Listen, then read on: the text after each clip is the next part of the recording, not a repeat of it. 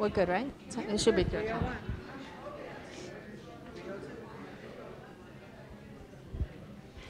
And it's managing distressed.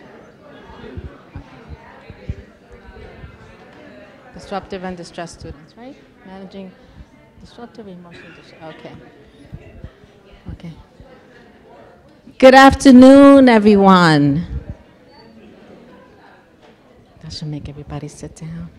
Good afternoon, everybody. Hello.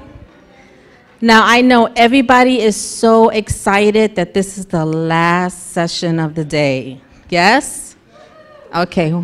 So we're going to try to get through this as quickly, but also as efficiently as possible, because this really is a very, very important topic, right? So my name is Maximina Rivera. I am the Assistant Vice President for Residential Student Services.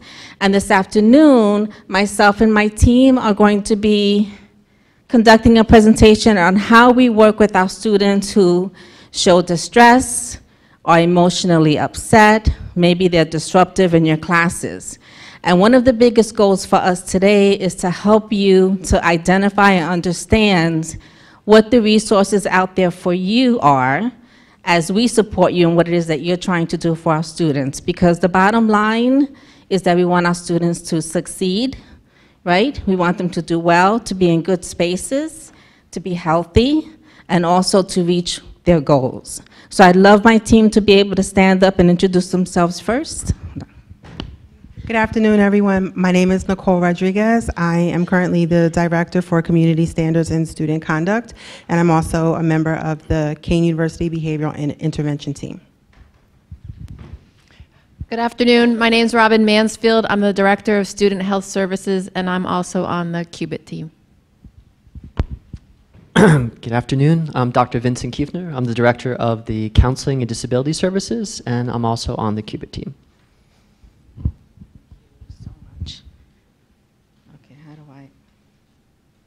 Okay, so as I mentioned earlier, one of the goals really is to provide you resources and to also help you to identify some of those behaviors that we specifically want to be able to talk about for today, okay? In addition, part of our presentation also includes a support services guide, which each of the presenters here today will talk about as well, and we'll be able to break it down for you a little bit. The goal really is that in the next few weeks, you will be getting a copy of this guide, which actually acts as a folder. But you can also keep this at your desk and refer to it as cases come up with, again, if you need information on the resources. Okay, so what do we know about students in general? What we do know is that 80% of suicidal students will not contact a mental health professional. What we're finding is that students, once they create relationships with you as faculty and staff, they may reach out to you first, or they may reach out to friends. Roughly 30% of college students report that they are so incredibly depressed and anxious that they cannot function. They have difficulty getting to class, they have difficulty studying, they have difficulty eating. It directly impacts how they're performing in the classrooms. And well, again, as I mentioned before, one of the reasons why we always regularly do this session is because students see you as the point of contact, as the individuals that constantly engage with students through classrooms, through programs, through clubs and organizations. They're going to connect with you first.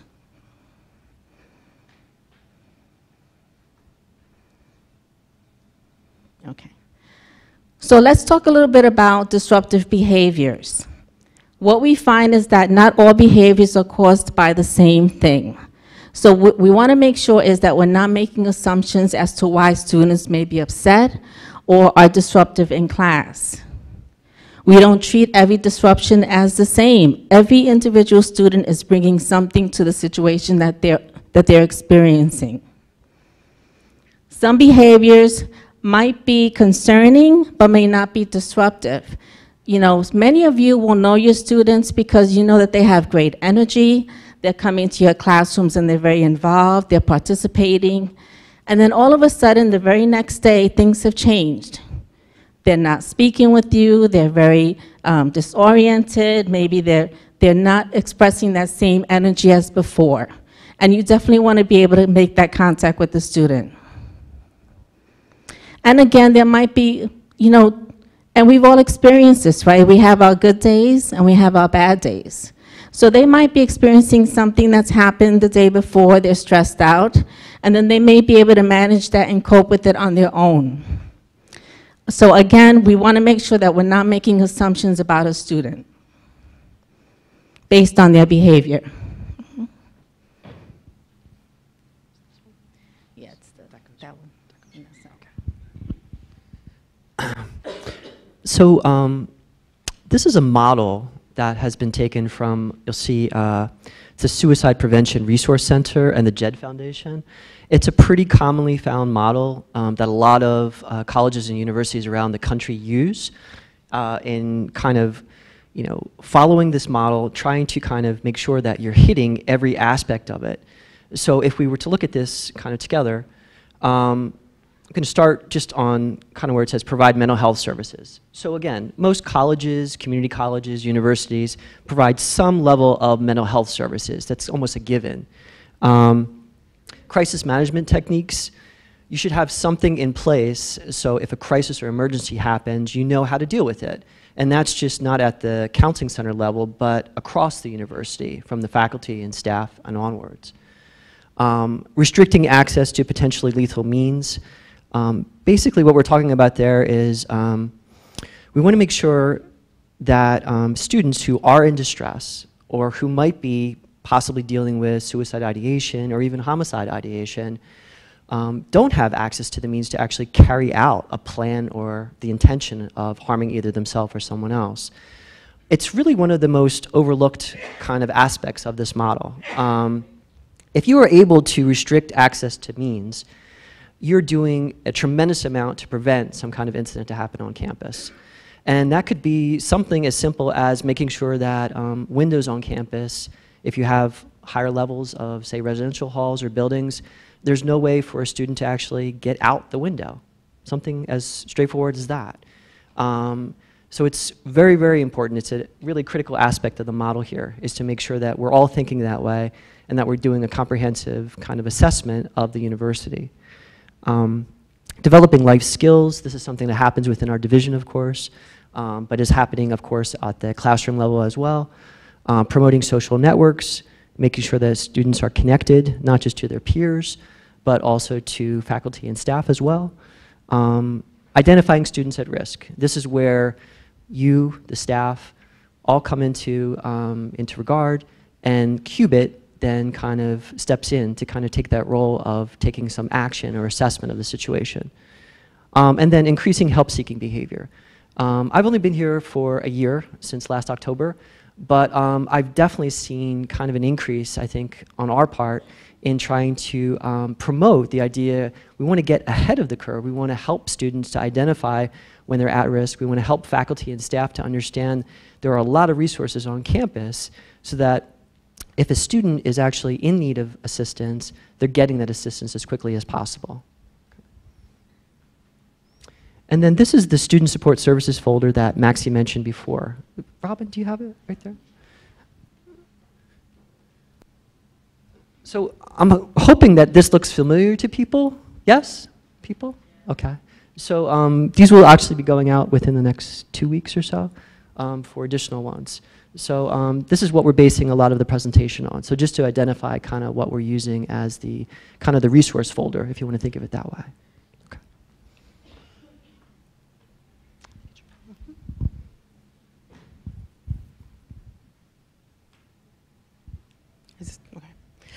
So as I introduced myself, I kind of wear two hats here at the not kind of, I do wear two hats here at the university. One, I am the director for Community Standards and Student Conduct, and I also am one of the first receivers of incident reports that come in for our bid team.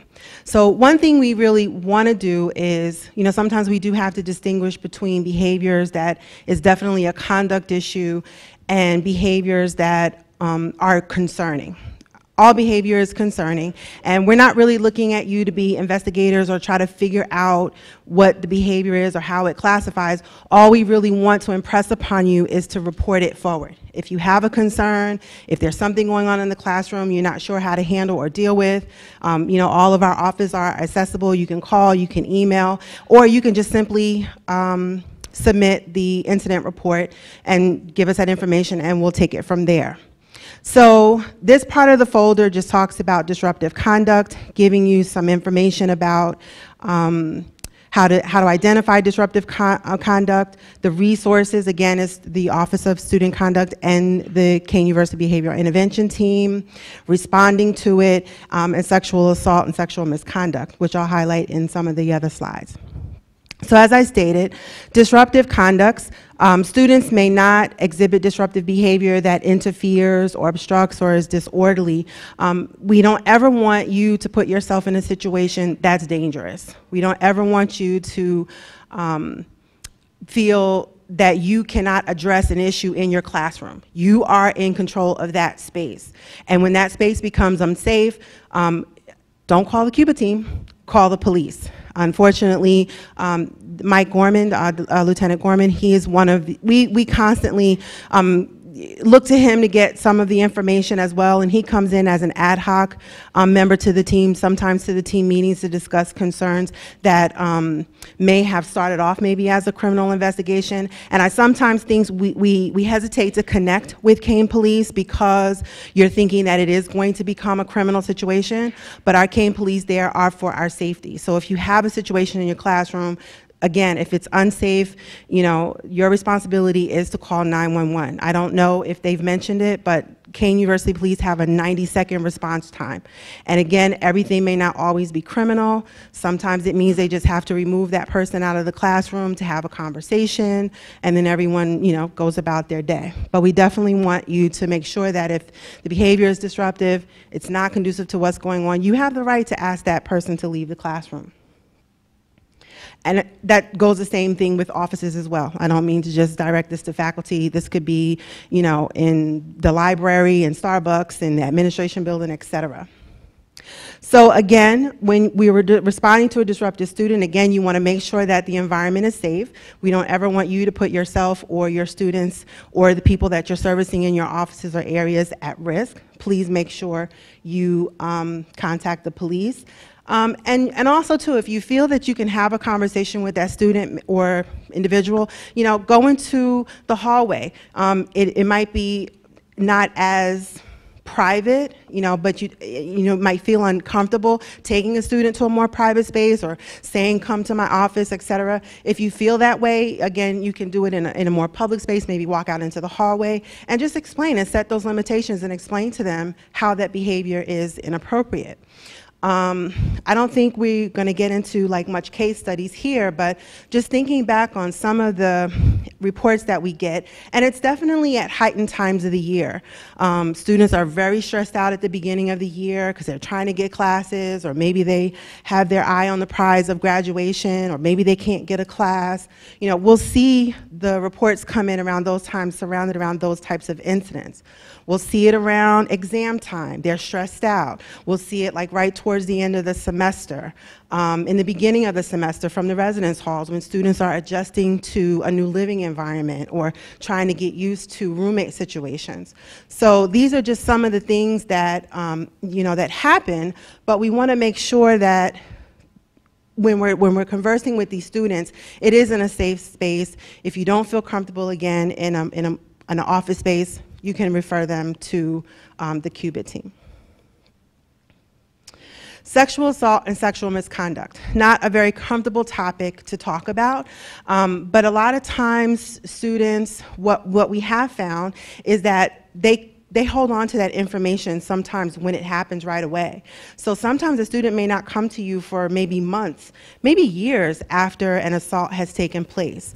Unfortunately, it is a condition that, you know, is more global now. There's a lot more conversation about sexual misconduct. Well, we're going to have a great session tomorrow and how the university addresses it.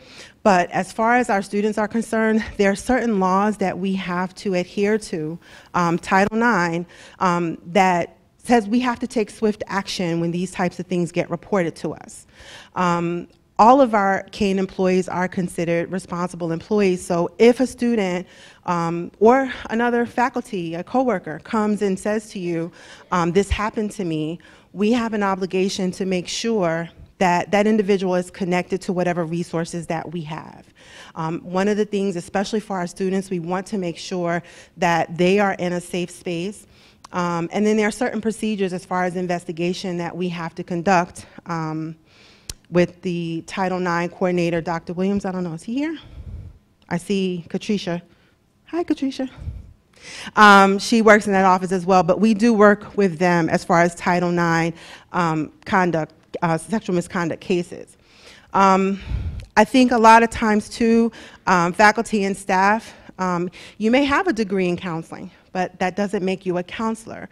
The only people on this campus who are bound by that type of confidentiality are the counselors in the counseling center, the ministers, campus ministry, and I believe health services, the nurse practitioners, that they're not obligated to report forward if a student or an individual comes to them that says that this has happened. Everybody else is. So even if you are teaching counseling, or maybe you are a counselor and you do have a degree or a license, you're not operating in a session with that student under that license. So if a student does come to you and says this, it is your obligation to report it up. That might be to your dean, that might be to the department chair, executive director, and definitely to the Title IX coordinator or to my office. Is this my slide? This is my slide, okay. So again, in very dangerous situations, especially when you see elevated levels of aggression or if it's steadily going up, we definitely want you to connect with Kane Police. Again, 911 from anywhere here on campus. We know that, you know, we were just talking about that today, like those phones that used to hang outside of the elevators that you kind of pick up and call another extension. I think they're obsolete now, but everybody has a cell phone. So if you dial 911, those phone calls are dispatched right directly to our Kane University Police here on campus. And again, they have a 90-second response time.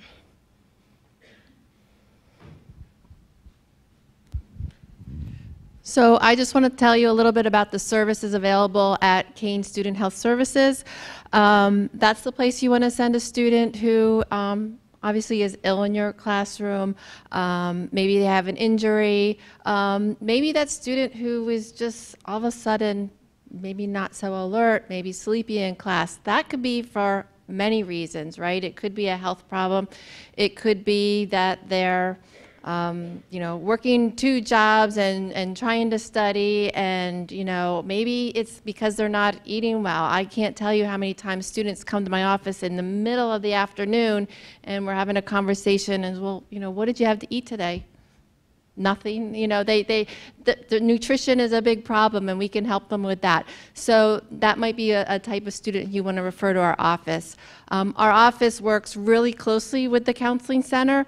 So if a student ends up in our office and we really think, no, this is something that really should be handled by the counseling center, we'll call over there, we'll have them seen. If it's urgent, emergent, we'll have them seen the same day. Otherwise, we'll have them make an appointment with the counseling center.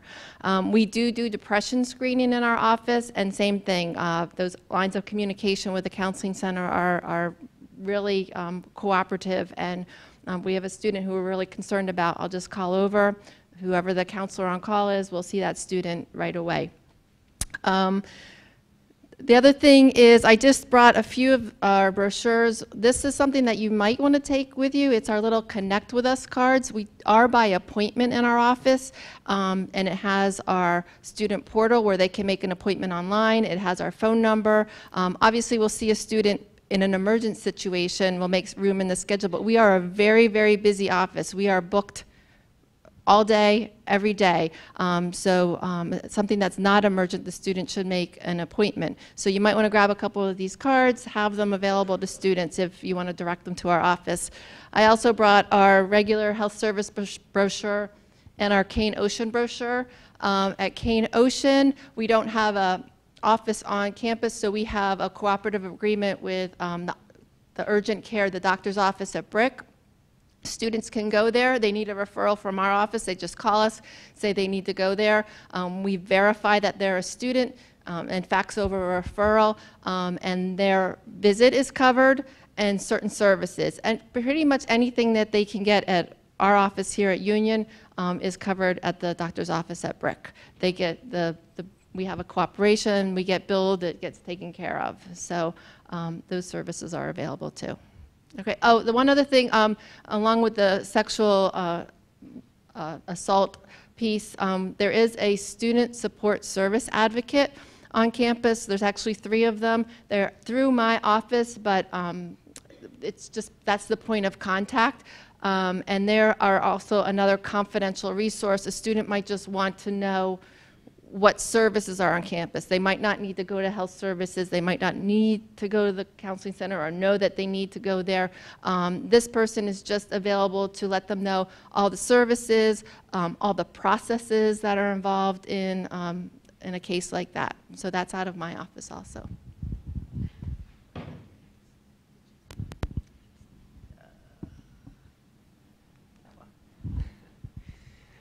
Okay, so on the counseling side, so if you have a student dealing with some kind of psychological crisis, emergency, comes to you expressing anything even resembling suicide ideation, homicide ideation, then you want to be contacting someone. You don't want to wait on that. You want to act on it immediately. During regular work hours, Monday through Friday, 9 to 5, contact the Kane Counseling Center. We're located in Downs Hall. You can contact us 74850, cell phone 908-737-4850. Might even be a good number just to put into your cell phone, just to have as a resource for everyone. So if something like that happens, please call us. We always have someone, again, Monday through Friday, 9 to 5, who is identified as our urgent walk-in person. What I mean by that is this person has specifically, their schedule is blocked to deal with urgent or emergency situations. So if a student walks in, tells us that they can't wait for a regularly scheduled appointment, they need to be seen by someone immediately, then they're going to be seen as quickly as possible within that day. So the same thing goes for you if you're dealing with a student. Know that someone is here within the counseling center who can assist you with that type of situation. So we really want to emphasize the fact that these resources are here. We're ready for this, and we want to be able to respond to your needs. After hours, Kane Police are the best resource. So again, we've already mentioned 911.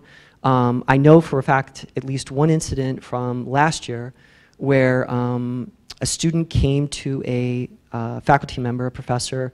This was around 9 o'clock at night. It was a night class, and was expressing, talking about feeling suicidal, been having some issues, concerns, and that professor did the right thing. They called Kane Police. Kane Police came out.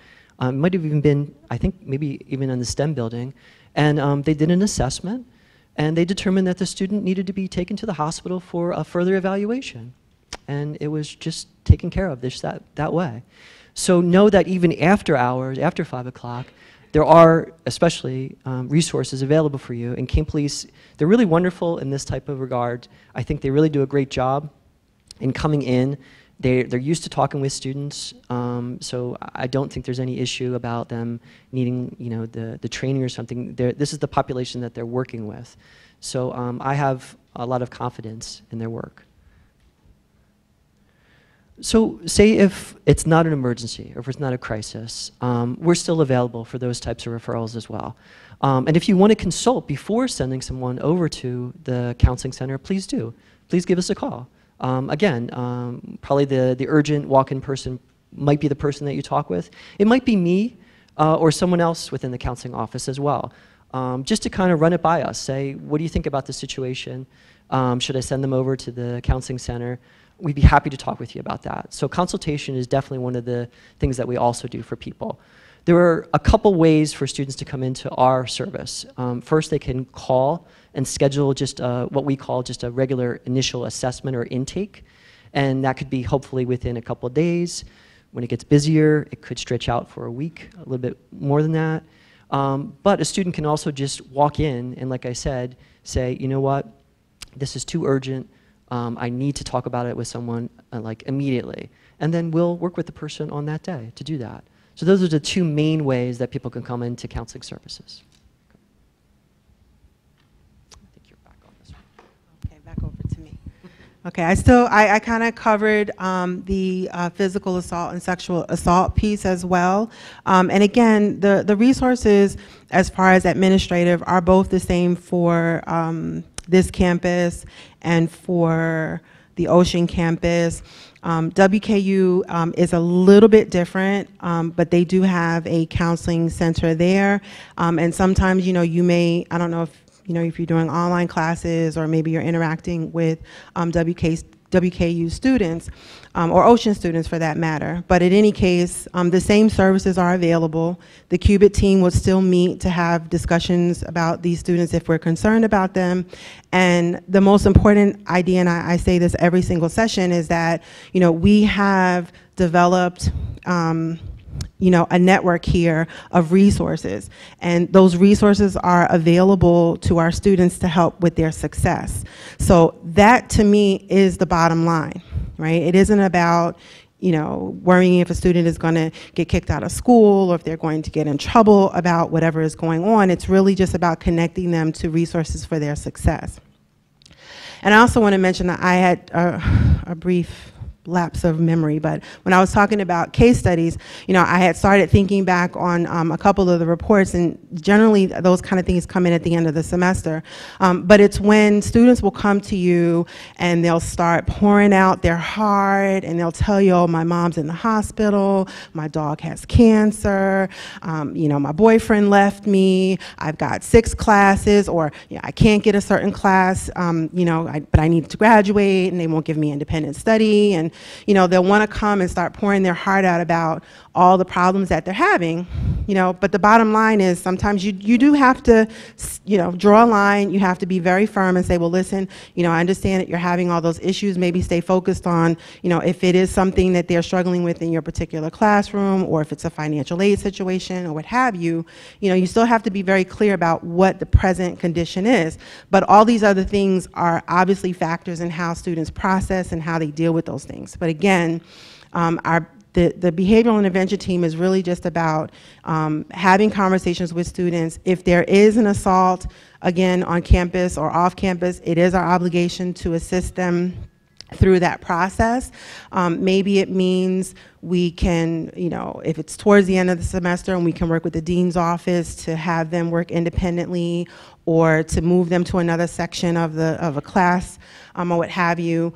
One of the things we do need for you to understand is, I know sometimes we all have in our mind what we think we want to be an outcome, and we can't always promise you that the outcome you desire is the outcome we'll agree on as a team.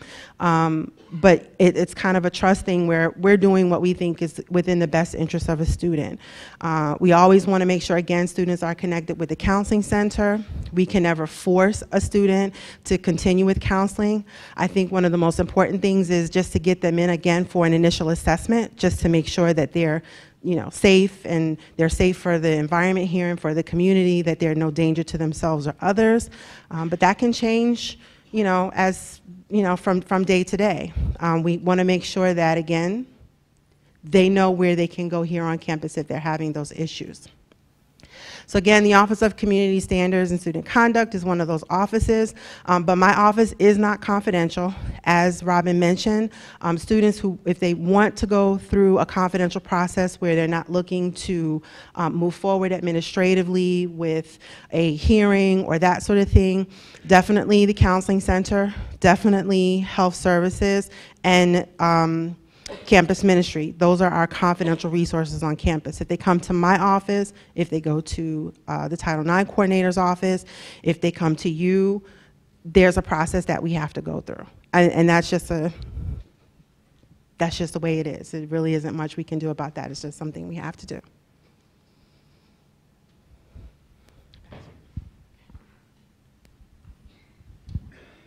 So, just by a show of hands, how many members of the audience have received some kind of letter documentation from a student that cites accommodations?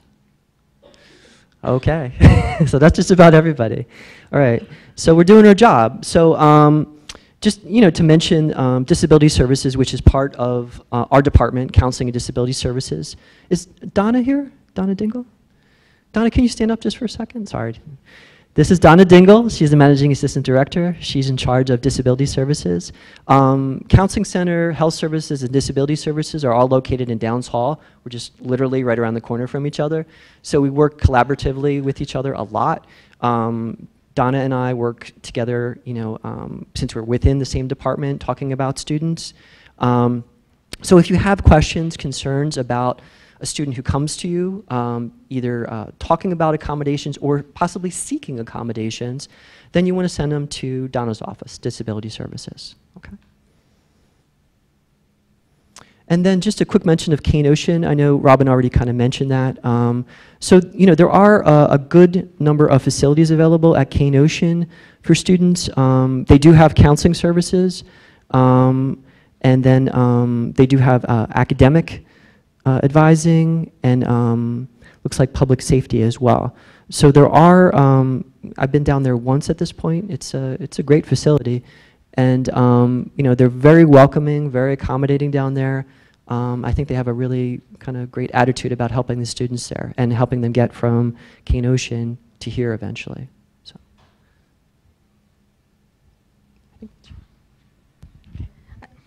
Sure.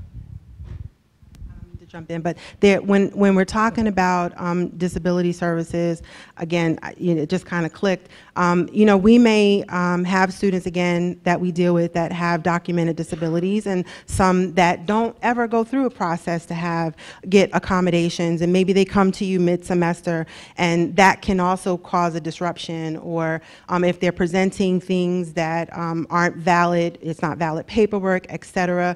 I think we all just need to educate ourselves a little bit better. I think that is a session tomorrow where you can identify the correct paperwork and all that a student needs. That can also, we can identify that as one of those concerning things.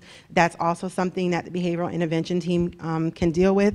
And Kim Quinn, she is the coordinator for alcohol and drug services here on campus. And that's also too an issue in the classroom. That can be concerning, may not always be a student conduct issue, are those students that are using drugs and alcohol that may be coming to class intoxicated or under the influence. And also those two are things that the behavioral intervention team can deal with. And I think Maxie's going to talk about it a little bit more, and I'll get into it a little bit later about reporting. Yes, Dr.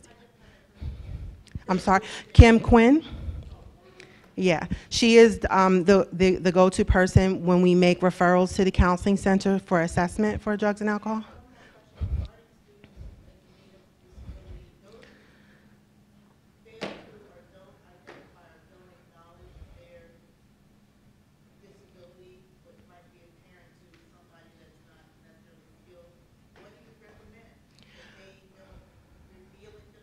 Right. Mm-hmm. Right. Well, consulting with the student, asking, they don't have to talk about a disability. They don't. If they don't, and again, you identify it, that is also something you can also report to the behavioral intervention team. We'll bring the student in, or we'll refer them over to the counseling center or to Donna's office, to have that conversation.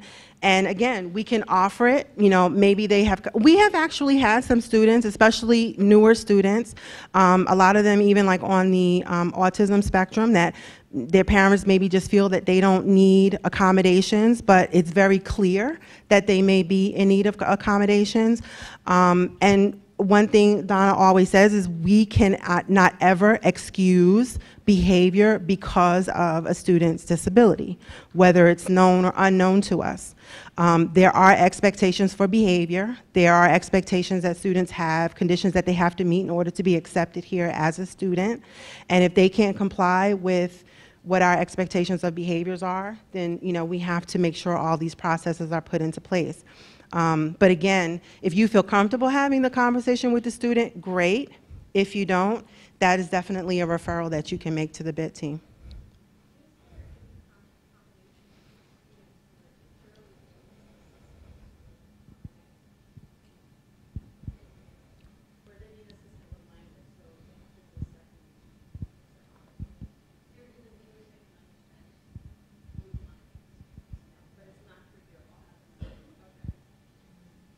Good question. Okay, and I did want to take a moment because I do think it's important. We've already identified Donna Dingle and Kim Quinn, but some of the counseling staff is also here. I think it would be great if you guys could just stand up for a quick moment. We have Mei Ling is here, Mei Ling Cheng, and Vidal is here. So two of the staff members also that are here. Oh, and I'm sorry back there. Laurie is all the way in the back there. But I think it's, again, as we're talking about this and I'm sitting here and listening, I'm also thinking about the fact that we all are partners in this, right? Because as we're supporting our students, we all have to work together on this piece. And I think ideally it would be great, as Nicole was mentioning earlier, that our students are coming to you and really expressing themselves and letting you know what their stress has been or what they're going through, but many times they're not, or they may do it in different ways. And I'm not sure if some of you have seen this before, but you might assign a student a paper to write, and it comes out in the paper what the stress is or what they're dealing with. Like I mentioned before, the change of behavior from someone who's really great and energetic and cooperating in their class, that all of a sudden maybe is not attending class. I actually oversee the residence halls on campus, and there are times that faculty members will call me and ask me if I could do a wellness check on a student because they haven't shown up in class, but yet this is an A student who was doing great. So you will definitely see this in different ways in terms of how our students are behaving. And again, you always have a resource to come to, even if it's those questions, maybe I should just report it. Definitely the Cubitt is the place to refer it to. And we're gonna give you some more information on that. I also just wanted to mention that, of course, through research and through studies, we also find that there is a concern that faculty and staff have when they're reporting, and Nicole kind of mentioned it a little bit. Part of it is that student going to get in trouble? Is that student going to be so angry with me that they might retaliate? That is one of the biggest reasons sometimes why folks are concerned about reporting the behavior, right?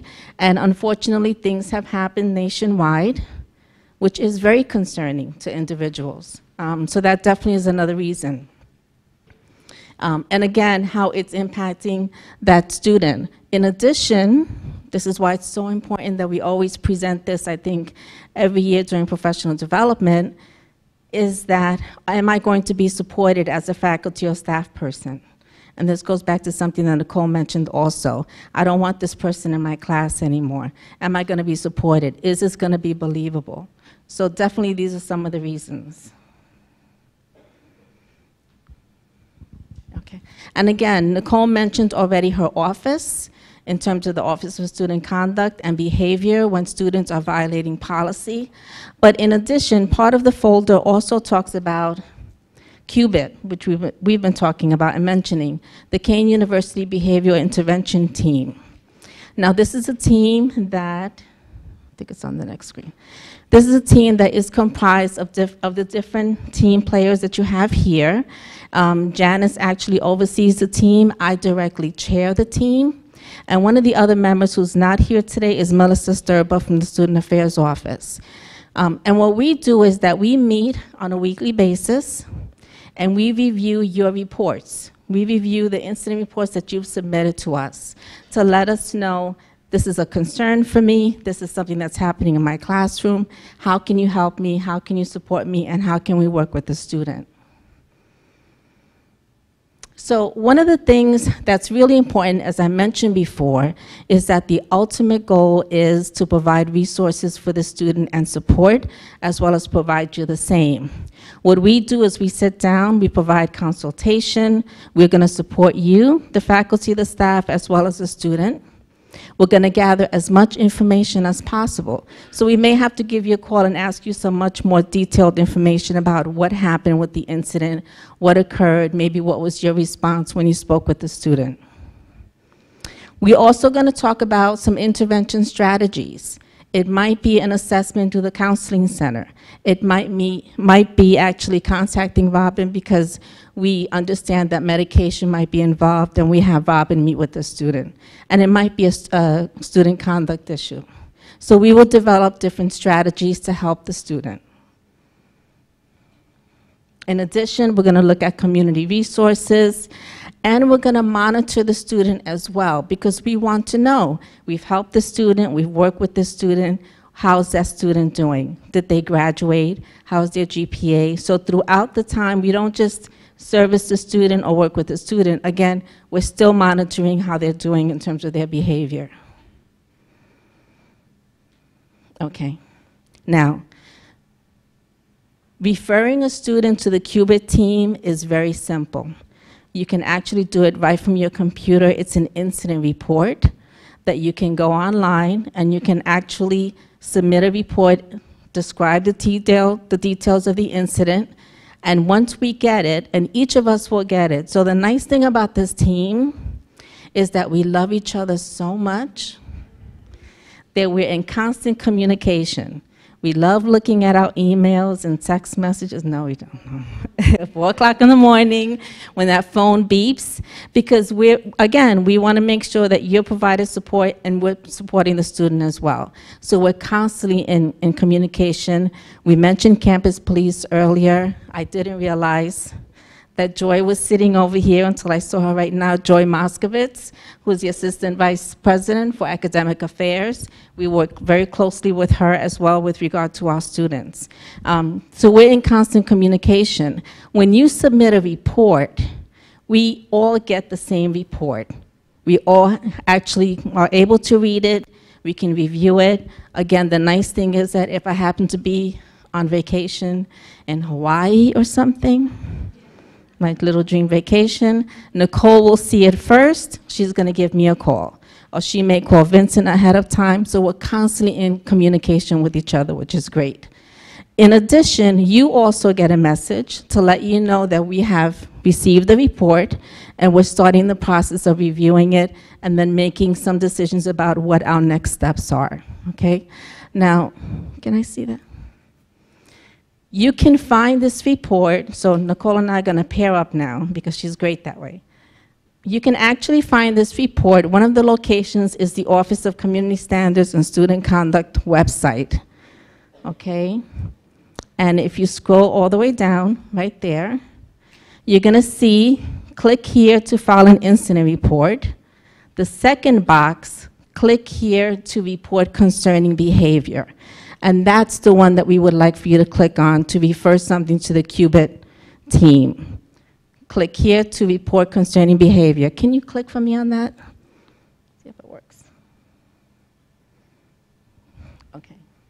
So this is the incident report specifically for this type of an incident where you see either a student who might be at risk or a student who's, again, demonstrating behavior that you're concerned about. And if you were to scroll down, this is your information, which is helpful to us. Now, some people will ask, can I submit this anonymously? You can, however, what it gives, it actually restricts us then, because then we can't give you a call back to find out more information about the student. So if you're concerned about doing something like this, make the phone call. Give us a call directly. Talk to us directly, and then we will guide you for the next steps, okay?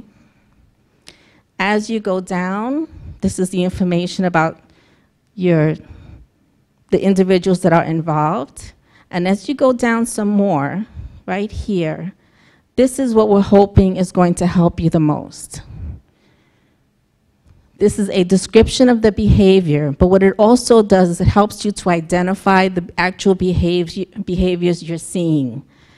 Classroom disruption, crying spells, expressed anger or hostile actions, and it goes through just some examples. Not all, because you may tell us about something different, but it gives you an idea of what you might be looking for in terms of the behavior.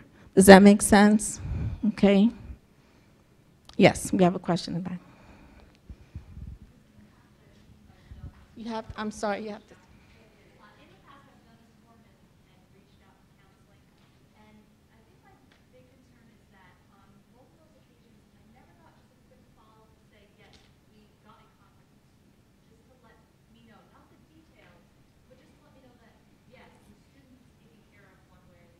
Okay.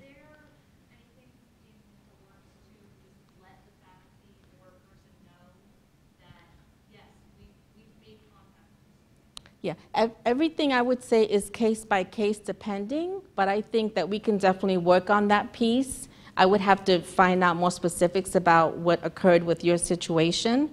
And maybe after the session, if we can talk for a few minutes, that would be very helpful. We do try to communicate as much as possible, but there might be a time when we cannot communicate all, right? So again, based on how we're referring the student, we may or may not be able to share. But I can appreciate that it's always good to know that we reached the student and we're working with the student. We can definitely talk about that. Don't you have any? Again, I'm not sure about the particular case, and I'd be happy to talk about it with you afterwards.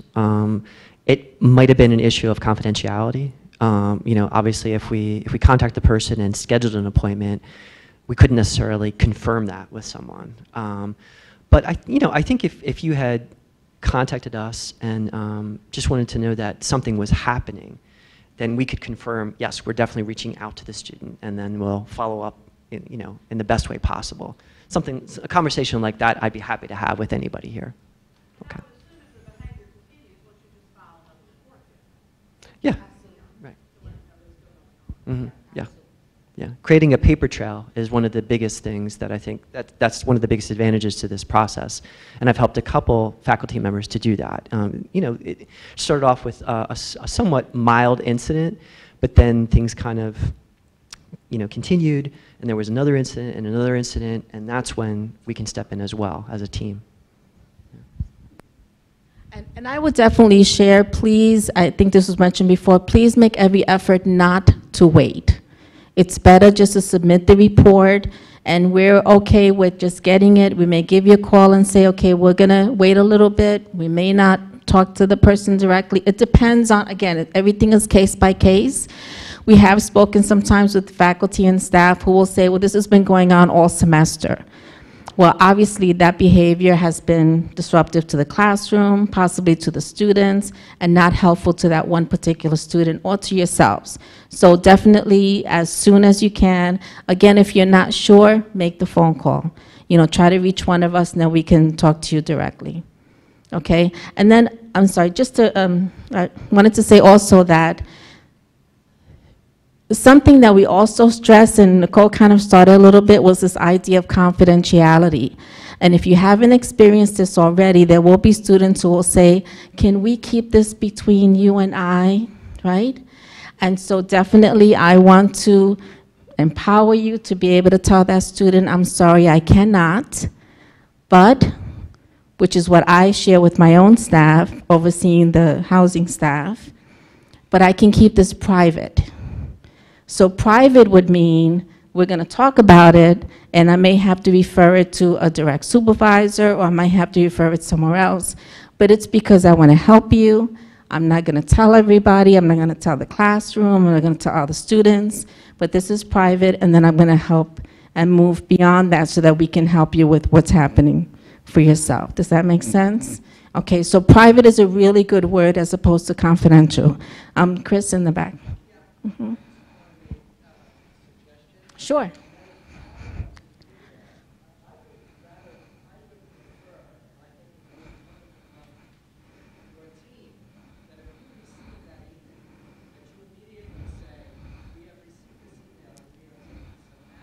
Yes.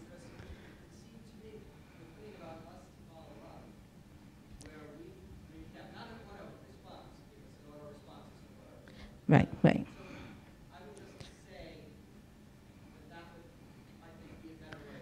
Yeah, usually what occurs is that you will get the auto response from our program.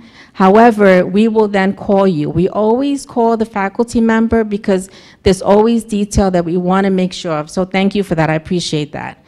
So then we will then resolve the situation with the student. And I think the other suggestion also was, can we get a final call to say, you know, we've worked with the student and maybe things should get better. We did a plan with them, something like that. So we'll review that as a team. I think that's a great idea. Thanks, Chris.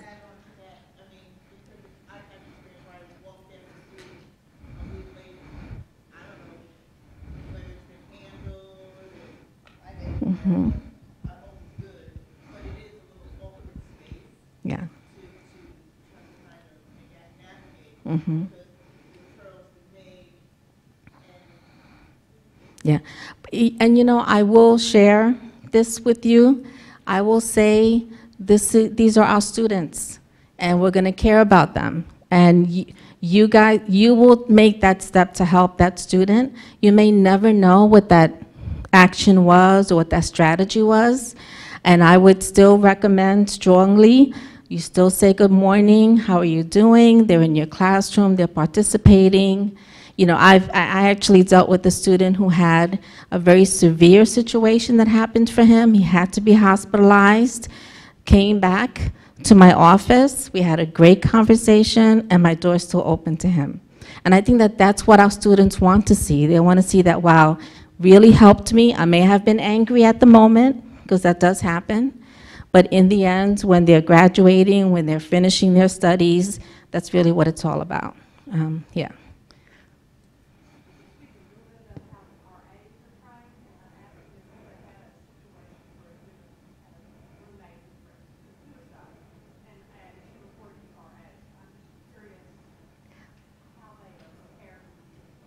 I'm sorry, the student was?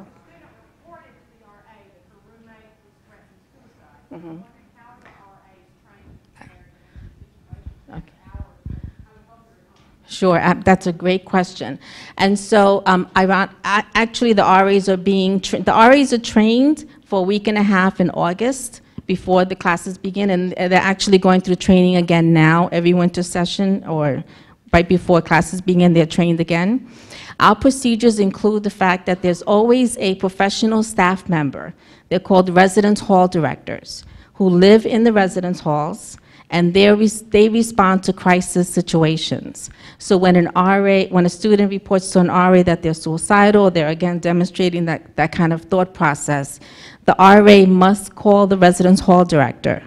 And the hall director then speaks with that student. We do a quick assessment, and then again, case by case, I am always called, or my senior team is called, and then we have to call at times campus police, and they assist us with making that assessment or having the student transported to the hospital. We also have a partnership with Trinitas Hospital and their crisis mobile unit.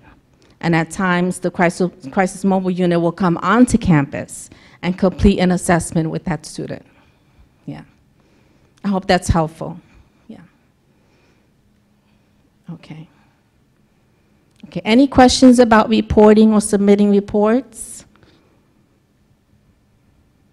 Okay, great.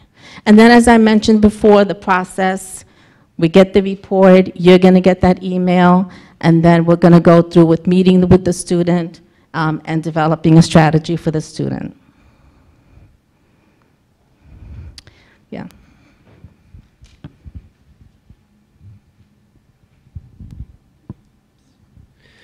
Okay, we've kind of covered some of this material before. As far as making just a general referral to the counseling center, just to reiterate, I think about this in a way, if I was in your place and I had a student who needed some kind of referral, again, whether this was an emergency, if it was an emergency, obviously, that's a little bit different scenario, but say just a run-of-the-mill kind of referral to the counseling center, where you thought the student might benefit from talking with one of our counselors, how would you do that?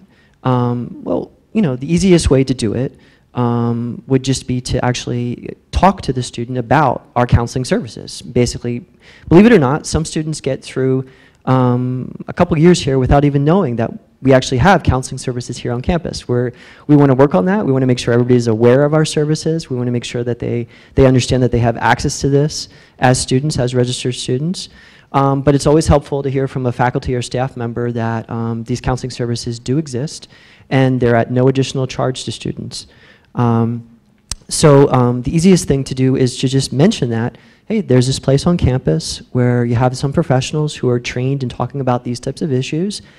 How about you take a walk over there? Or how about you make a call to schedule an appointment? And if you have the information available, that's great. You know, basically just referring them to our website. I think we have a really good website. We're always adding to it, making kind of like, you know, additions to it. But, you know, pointing them to the website, pointing them to just the general telephone number. If you want to take that next step and actually make the call with the student, that's also up to you. Again, it's not something that is necessary, you know, in every case. But if you're in an office with a student and you want to make sure that the student actually does connect, that's also a way of going about. And it would be as simple as saying, how do you feel about both of us calling and scheduling the appointment now? And if the student is okay with that, terrific. The student might not be okay with that. They might say, you know what, I'm going to do that on my own time. And I would say, that's fine. You know, you've done kind of your job in some sense in at least guiding them and making sure that they understand that the resources are here on campus. If you want to take that even extra step, which a lot of faculty and staff have done, even in the year that I've been here, is to actually walk the student over to the counseling office in Downs Hall. We have plenty of faculty members who have done that, and it's always appreciated.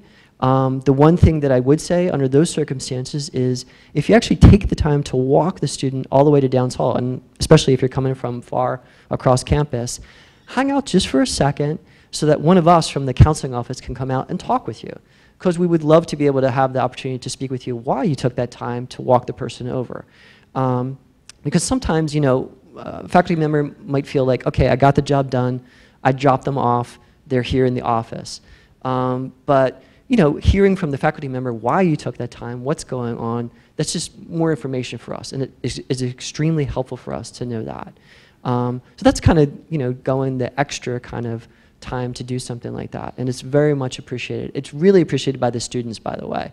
I think when you show that care and understanding and you make that extra effort, they're definitely appreciative of it. We hear that from the students. So those are, you know, just several different ways of getting the student connected with us. And as someone already mentioned, it might be that you walk the student over, you even hear the student make an appointment with the counseling office, and then you're kind of left with what happened. And that's really up to the student then. They might want to share it with you. They might not want to share it with you that they've actually scheduled an appointment or have been in counseling for an entire semester with us. One way to actually find out, and it's pretty straightforward, especially if you have a rapport with a student, is to ask them. It's something as simple as just saying, hey, you know, a couple weeks ago when we talked about scheduling an appointment, how did that go? Did you actually schedule it with the counseling center? And hopefully they'll give you a genuine, honest answer to that. But that's just one way of cutting through it very quickly. You know, and what you'll find, again, 95% of the time, the student will tell you very openly, yes, I scheduled the appointment, yes, I went there. Hopefully they had a good experience there. Okay?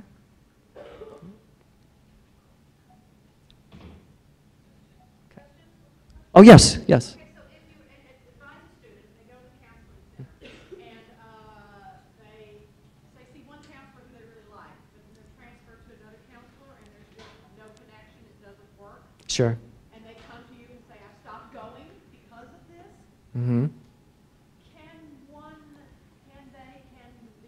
faculty call the office and say, is it possible to get the student to another counselor? I'd be happy. I mean, I'd be happy to talk with you about that scenario. You know, I don't think it happens often because I think all. Okay, but it happened to you this semester with a student. Okay, so they just didn't connect with the counselor that they ended up meeting with. Absolutely. You know, give me a call or give, you know, just the counseling center a call, whether you speak with me or someone else. And, you know, if you're okay identifying the student, we'll try to maybe reach out to them and try to, remedy the situation. Absolutely. I say this all the time to the students that I actually meet with. I say, you know what, after I do an assessment, sometimes I'm just the person they see based on the schedule. I happen to have an open slot at 2 o'clock on, say, Tuesdays. And I always ask them at the end of the assessment, I said, how do you feel about working with me? I'm not going to make an assumption that they want to work with me just because I was the one scheduled with them at that time. And most of the time they're actually, you'll do. Basically, that's the response. Oh, yeah, okay. All right. So the next couple slides are based on this last page of the folder, and they're just some questions and answers on classroom safety. I think we've gone over this pretty thoroughly, but I'll just go through them real quickly. What if a disruptive student claims the disruptive behavior is a result of a disability?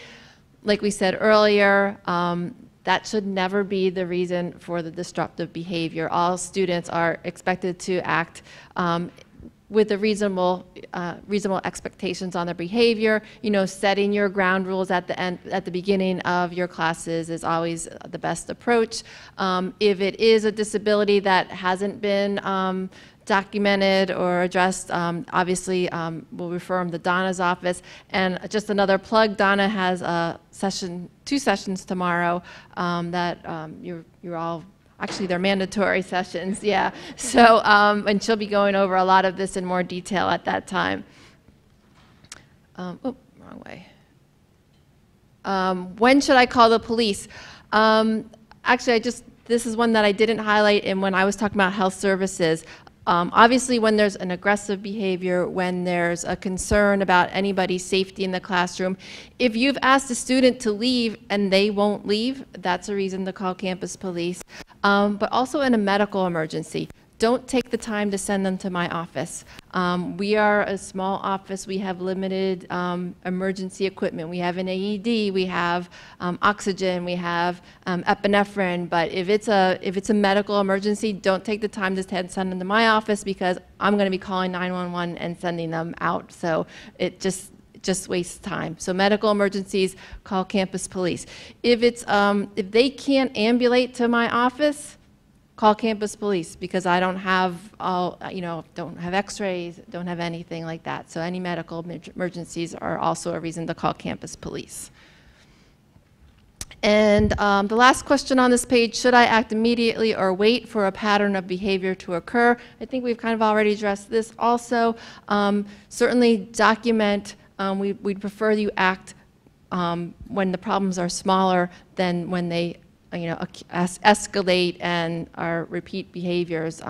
The sooner we can get the behavior under control, the better. So we ask you to report sooner than later. And Nicole? So one of the questions before was, about following up with the person who's made the report. There are certain times where we definitely can follow up, and then there are times that we can't. The FERPA policy, there were some revisions to it. There is a session tomorrow afternoon. I believe Adam Stone will go over some of the changes that are made. But anytime incident reports come to our office, they do become a part of the student's record.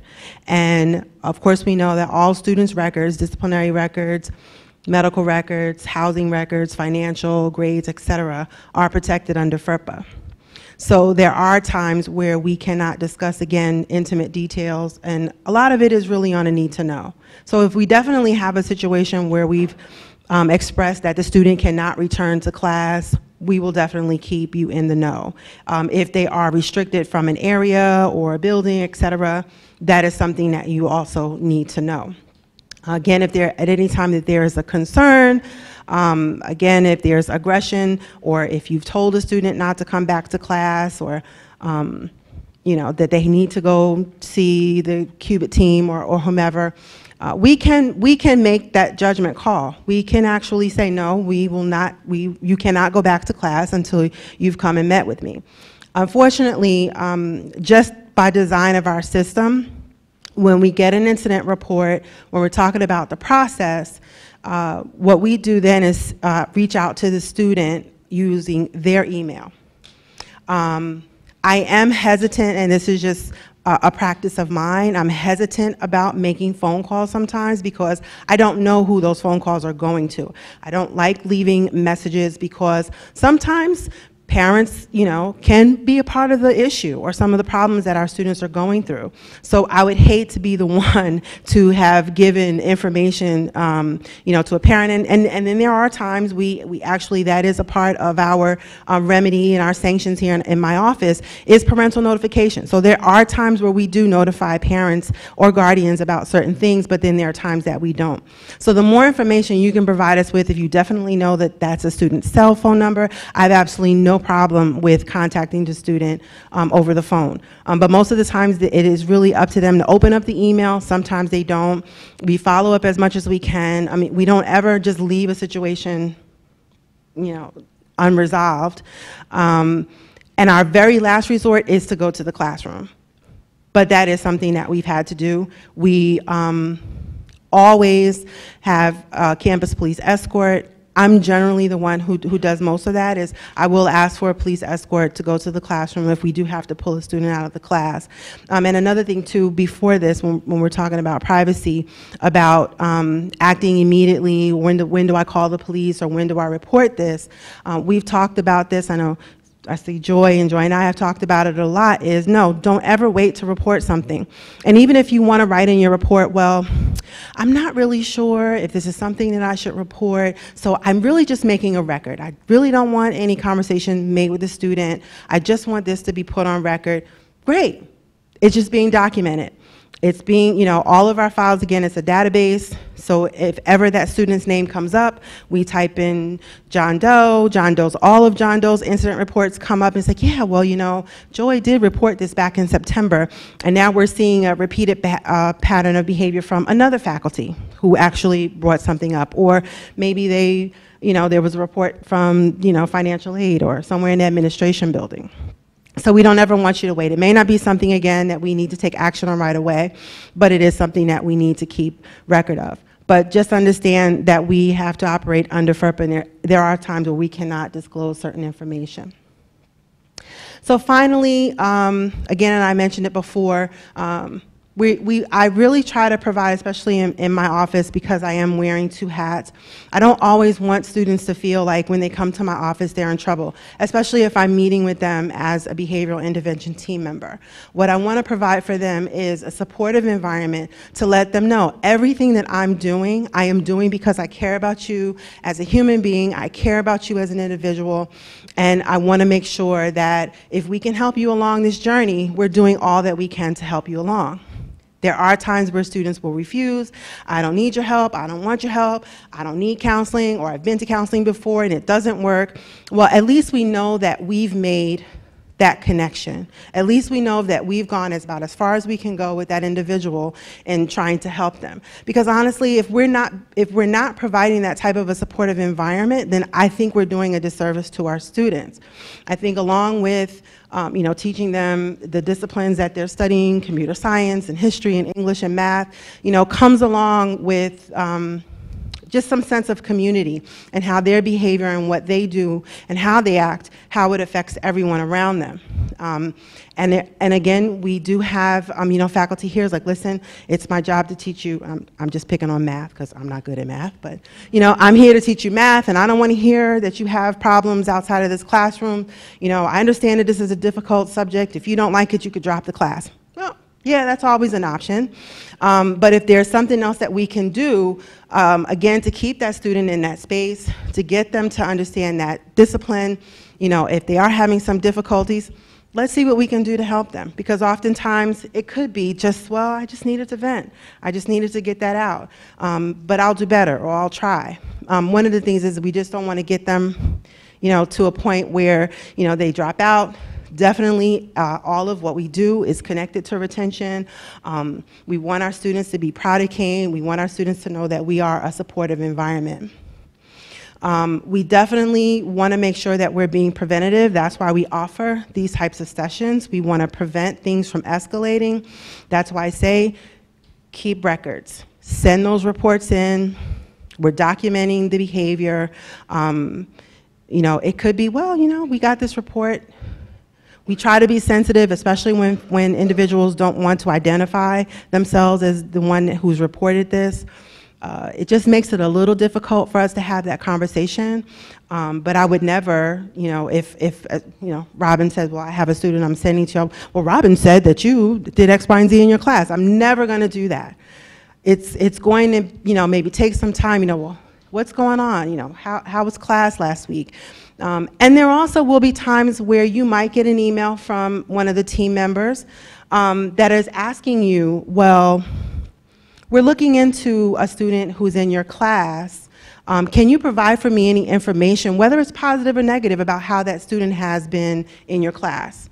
And I have had faculty respond back, but then that sends up alerts like, oh my gosh, why is she calling me and asking me about my, you know, my student? Sometimes it could be personality issues. Maybe they don't like Robin, but they like Joy. You know, so, you know, we just kind of have to funnel through those types of things, but there will be times where I'll reach out to other faculty, not to give them information about what happened, but just to get some feedback about the student. One of the best pieces of advice I ever got is always listen to your first voice. Always, always, always. It's when you give it a second thought, that's what kind of gets you in trouble. So when that first voice comes to mind, you say something is just not right about this situation, trust that gut instinct. It is the one, those are the thoughts that come to us that put us into that protective mode and protecting ourselves and protecting our environment. So always trust your instinct. If you feel that there's a student, you know, if there is a disability, you definitely see that there's something going on or the student is struggling, make those connections with them. Like I said before, one of the first things we generally do in most cases is have them go for an initial assessment. But again, one of the things we cannot force a student to do is to continue with counseling. When it comes to certain things like drug and alcohol, again, those are things that are a liability for us. So we do have certain conditions, especially when it comes to drugs and alcohol. If we suspect that a student is using, we will tell them, yes, you have to go for treatment. If you refuse to go for treatment, well, then we're going to have to place some restrictions on you because they're a liability for us. And again, we want to make sure that they're safe. If you see something, say something. It's just like the Port Authority. Again, use a reporting system. You don't have to be an investigator. You don't have to figure out, well, is this a Cubitt report? Is it a student conduct report? Just click one of those links. Send us as much information as possible. We'll sort it out. And again, as Maxie stated before, if you're unsure, just give us a call. Send us an email. I'm connected to my phone more than I care to admit, but I'm always checking it. So just, you know, send us an email. We have some brochures up here with all of our contact information. And we want us, you know, help us to help you. Yes, Dr. Willie?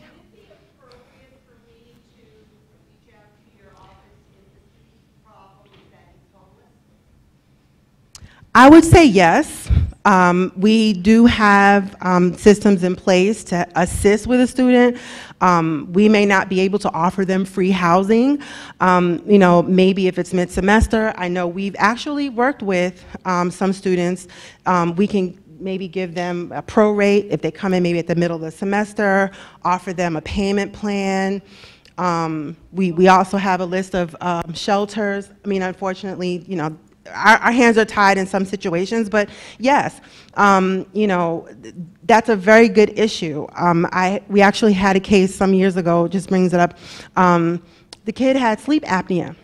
He was falling asleep in class, he was snoring, just disruptive, you know, and it wasn't that big of a deal, but he was doing it in all of his classrooms, and nobody was reporting it. It was just one faculty, and when I reached out, I found, like, yeah, you know, he sleeps all the time.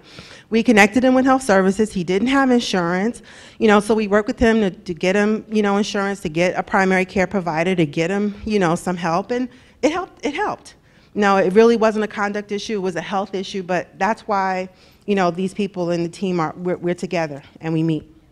You know, and I think that's a great question, because even outside of this, and not to, but I think, you know, if any situation came up where you just weren't sure, how do we help the student? Just do they report and send it to us? I think that's a great question, and I actually have met with students, and believe it or not, working with financial aid and student accounting and even the scholarship office, we've been able to assist them with getting housing on campus.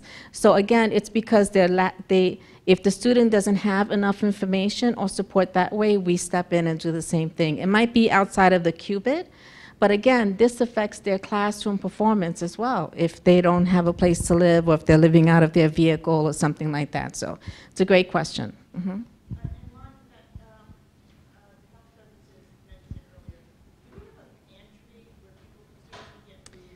Wow, that's...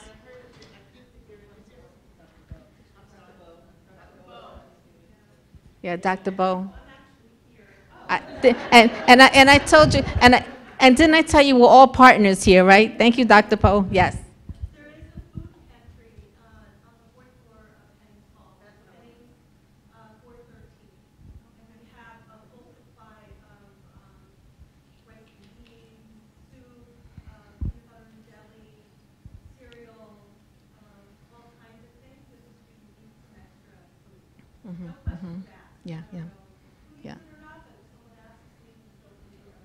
Yeah.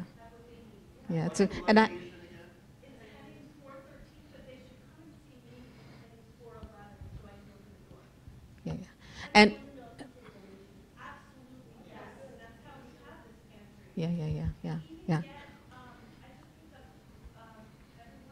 everyone who got a gift for the holiday season, I just picked all of that up from the ethics office. Ah, great idea. That's a great idea. Yeah, that's a good idea. Yeah, yeah. Mainly things like staples, ham, beans, pasta, sauce. Yeah. Granola bars. I really like the peanut butter and jelly. Protein. Do you have an annual food truck? Not formally, no. Believe me, but not only have we stocked our little room, but we also now have a food pantry running in one of the courthouses in Newark. So anything that we have that's extra goes over to the Newark courthouse. And I have to share that in the residence halls, last summer was the first time that we did this. You know, some students will have items in their rooms, they don't know what to do with it. We have community kitchens in the first floor of the residence halls, and we stocked one of the kitchens up with any extra food that students didn't want. They were able to use that during the summer if they were staying with us during the summer. And again, it was just open to them because they have access to the kitchen. So that's a great question. Thank you. We had no idea. Thank you so much. Appreciate that.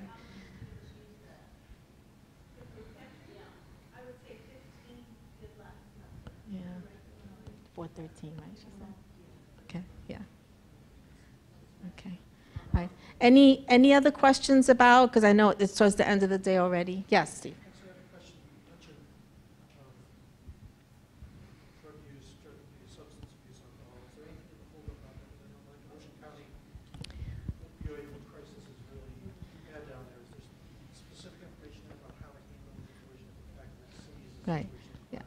So the question has to do with, we were talking earlier about drug and alcohol use and abuse for students, and also Steve was mentioning opioids. It's a big issue now, and actually part of a conversation as well with Kim being here. And I'm not, I think it's mentioned in the brochure in a very small case. Again, Kim is out of the counseling center, so if you need to make that referral or you need to have that contact with Kim, she will be the person through the counseling center.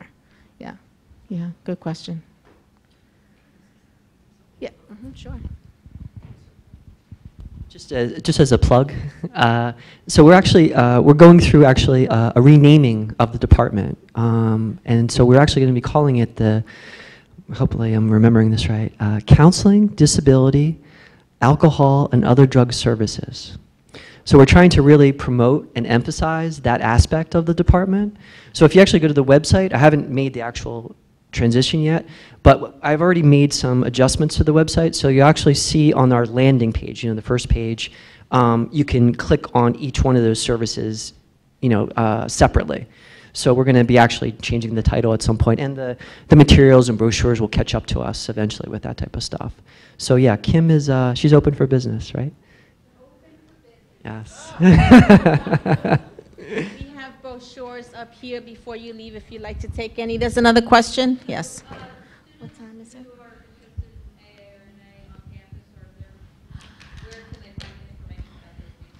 I don't believe we have, or oh,